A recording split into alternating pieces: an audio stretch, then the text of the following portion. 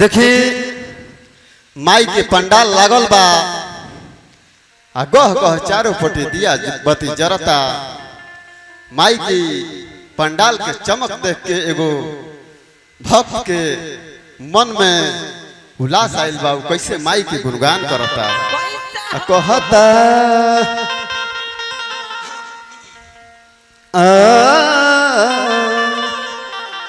अरे चम चम चमकेला माई के मुकुटवा अनिक लगे साचा दरबा। अरे चम चम चमकेला माई के मुकुटवा अनिक लगे साचा दरबा। अरे लाल की किरनिया जसा चमके लीलार जय जय गूंजे जाएगा। अरे लाल की किरनिया जसा चमके लीलार जय जय गूंजे जाएगा।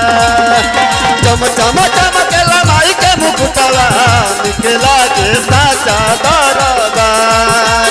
चम चम चमकेला माई के मुकुटवा निकला के साचा दरबार।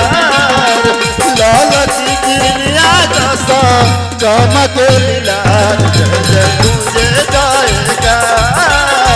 लाल की किरनिया जसा चमके लीलार जय जय गूंजे जाएगा।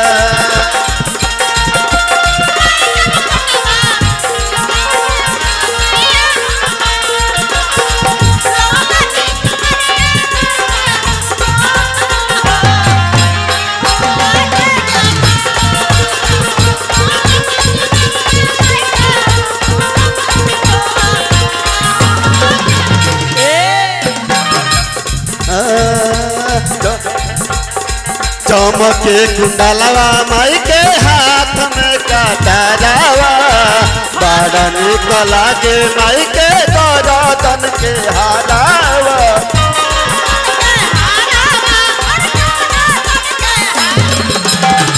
चमके कुंडलवा माई के हाथ में कटारवा बड़ा निक लागे माई के गरदन के हारवा। गह गह जरदत माई के धियानवा गह गह जरदत माई के धियानवा निकला के साचा दरबार जय जय गूंजे दरबार। चम चम चमकेला माई के मुकुटवा निकला के साचा दरबार। लाल की किरनिया जसा चमके लीलार जय जय गूंजे जाएगा। लाल की किरनिया जसा चमके लीलार जय जय गूंजे जाएगा।